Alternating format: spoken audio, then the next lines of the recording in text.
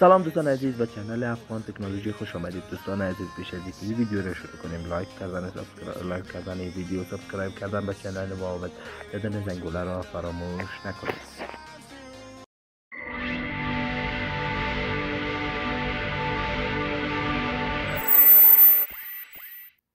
در این ویدیو چگونگی فعال کردن اینترنت 5G را در تلفن‌های آیفون، سامسونگ و گلکسی برای شما تشریح می‌دهم.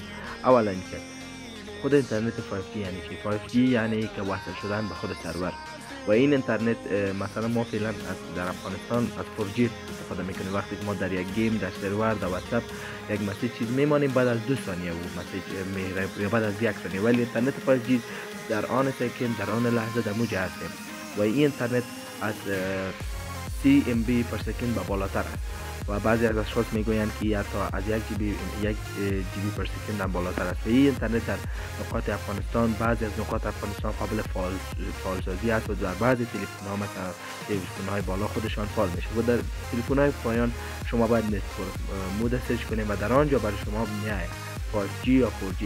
اما اگر نامد شما میتونید آن 3G را فعال کنید. اگر برای شما این ویدیو جالب بود لطفاً با زدن زنگوله ما را خوشحال کنید.